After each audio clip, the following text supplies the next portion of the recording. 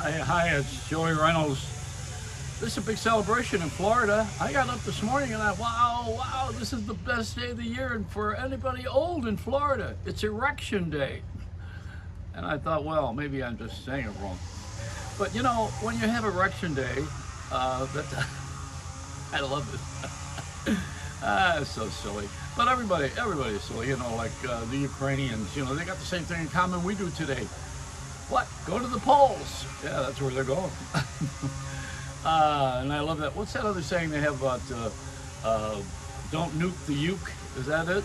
With the nuclear plants going on? Everybody's always making some joke about something or some little I guess it's a benchmark, you know, then you remember stuff. I don't have a problem remembering anything. I have a problem forgetting. I'd like to forget a lot of things. And I met today John McEnroe. You know John at all? I mean, do you guys have anything to do with him? You like tennis? No, but what is it? I don't play tennis. I play badminton and worse tennis. That's it. Yeah. Or pickleball, where you have the combination of paddleball and tennis. John McEnroe probably hates that, but he's a purist. You know, one of the all-time greats, and his documentary is coming out now pretty quick, and he's got he's promoting it. But I don't know if you know this about John or not, and I always like the offbeat stuff.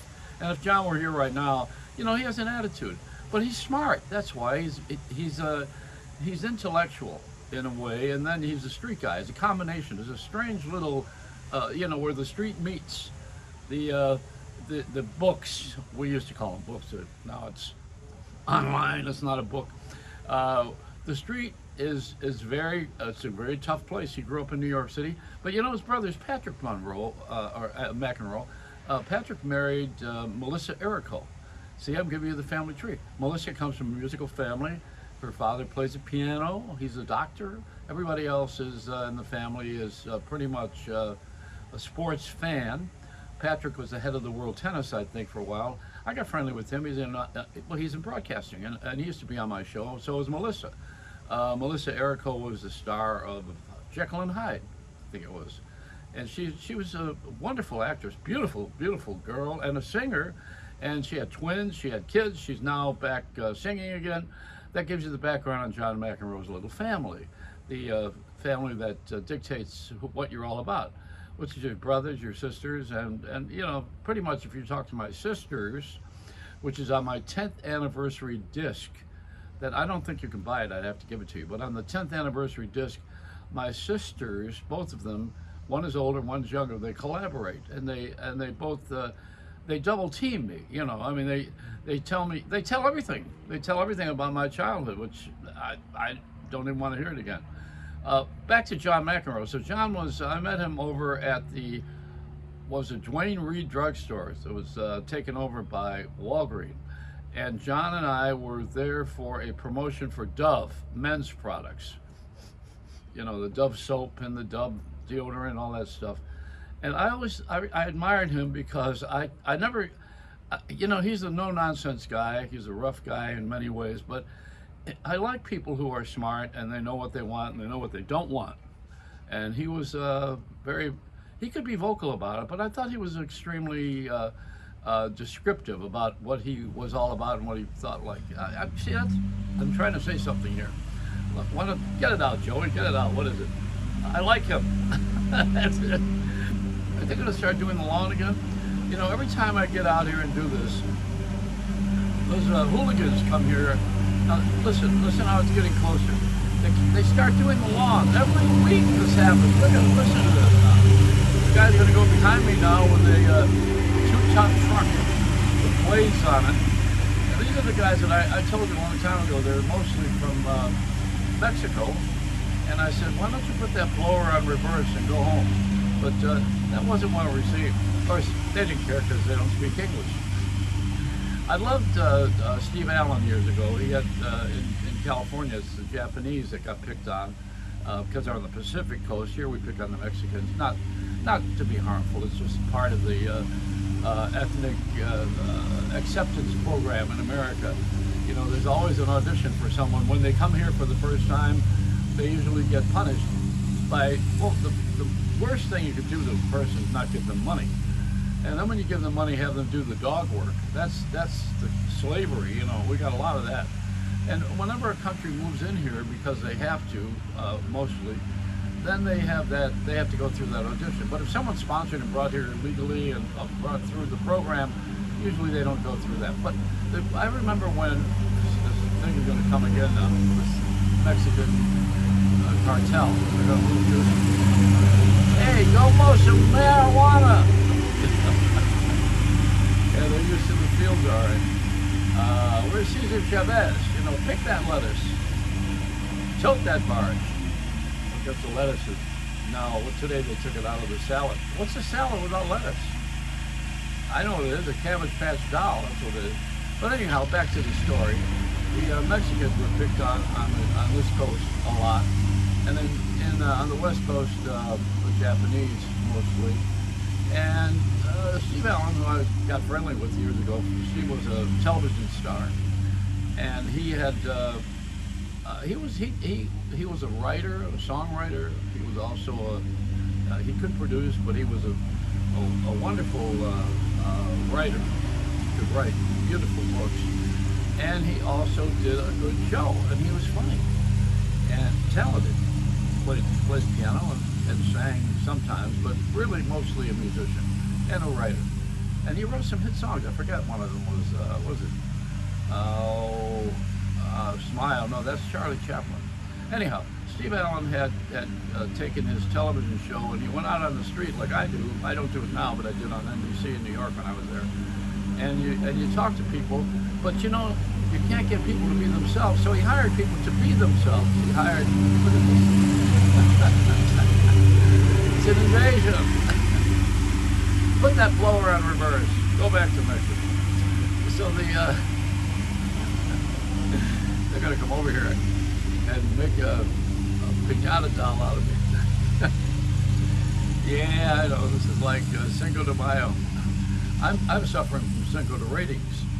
So anyway, the Steve Allen story. Steve had Japanese gardeners, and he was leaving the house one day, and he had all his hands were full. He tells me he had his songs in one hand and his briefcase in the other hand, and something under his arms, and he was going out to his car in Beverly Hills. And so he had his teeth between, his key case between his teeth.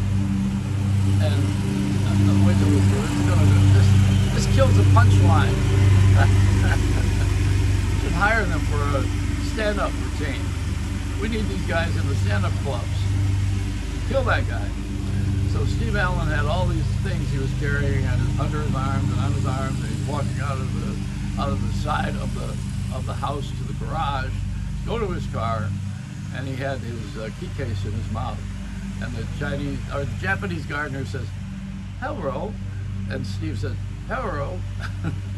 That's the joke. Yeah, it wasn't worth all this, but it wasn't worth watching all this. What happened to me today? All right, you guys, come on. I've had enough. This is now it's not a gag anymore. Now it's bothersome. You're suffering from the Miami Heat. You wear a do-rag, and you got the Miami Heat. Well, that's our basketball team too. That's what you're seeing over here. But we have 100 degrees. But everybody does. This is not anything new right now. We used to be the ones that said, "Oh, don't go to Florida in August. Don't go anywhere in August. Don't have the air conditioner break down." I like that your wife is in heat. Remember those ads for that? No? Okay. Oh, if you were in an Italian neighborhood,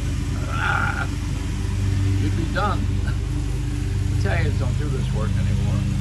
Italians are famous for plumbing and toilets. Yeah, we fix floors and toilets. That's all we do. What a great national pride that is. What do you do? I'm Italian. What do you do? I fix it in the toilet. The back house. Just a back house, they call it. The back of the house. That's where the toilet was. Are you guys going to do this all day? Boy, we have beautiful lawns and no money. Never mind all the lawns. Let's just lower all the prices over at Publix. I don't want to pay $10 for a package of peanut butter now. $10. Peanut butter used to be a food that you had when you were poor. My mother used to make the peanut butter and jelly sandwiches when we didn't have any money. Now you have to be rich to have peanut butter because the peanut butter is processed and it has to be delivered and it has to be sold by a retail store. So all those price increases. So what do you get? You get $10 for a Peter Pan.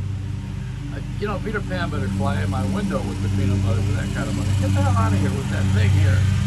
This is don't you love this? Divine intervention. This is God's way of saying, cut it out. This happened to me last week with the lights. When the light was blinking and I was off and on with the lights, now it's this interference over here. Boy, am I glad that I won't pay these guys now. I'll give him a copy of my tape. No, it's good to have this interruption because I had nothing anyway. I'm like television regular and not high test, See, television regular is when you don't pay for it and you have an antenna sticking out of your roof or out of the set, the rabbit ears, you call it like that. That's television plain. Television expensive is when you're paying for the cable, when they put the cable in the house, which is what used to happen with the phones before they went digital. The phones used to be before they were Fios, which is a fiber octave. It's a fiber, and what do they call it? 5G. Yeah, that's it. 5Gs. I wouldn't be here if I could get 5Gs. So this is it. We have a different kind of world again, as I say every day, and the world that we have now is we have to live with fiber optics. Now, what's the reason for fiber optics? I'm going to tell something else, but let me go on down this trail here. The fiber optics is a wire that makes everything wireless, and what it is it's all very compact. They don't use copper, which is very expensive. See, the phone company was always using copper. And when people were robbing stores and houses and breaking down businesses, they would steal the copper because it's expensive. So the fiber optics is not copper. Now it's just some lead in a wire. And it's actually a digital, meaning that it travels through the air. And it doesn't require anybody at the substation of the phone company, which means they have to have someone operate all the equipment. They have to pay someone, they have to deal with the union. So with the fiber optics, they don't have to do any of that. They just put that thing in your house, they install it, and you're off to the races. They don't have to maintain it. So that's what fiber optics is. It's a cheaper way for the phone company to operate. You didn't know that, huh? Okay, so it's always that. It's always about the money. What are you kidding? This is always going to be the end. If you follow the money trail, we used to say. And the one thing that we don't learn in school is how to manage money, because we don't have any of it. That's why. You can't learn with something you don't have. But we always pretended, and we always were good at it. We were good at imagination, and that's what we need right now for government. You need to imagine things. In New York City, for instance, you can imagine going to New York. It scares the bejesus out of you because you're going to go to New York and you may get hugged, bugged, and mugged. Nobody wants that. Or you run into the homeless, you get on the subway, the door closes on you. Is that what's troubling you, funky? So what happens in America now is we need imagination, not more fees. You don't need taxes. You don't need to have more fees. They raise the prices on everything. Tolls, parking tickets, tow jobs, which is not a bad thing in a bunny ranch. So, this is America now. Welcome to America. Go home. He says, I am home, you idiot. I've been here 27 years, I couldn't find a job. No, that's not it at all. Neighbors asked me to destroy your lawn.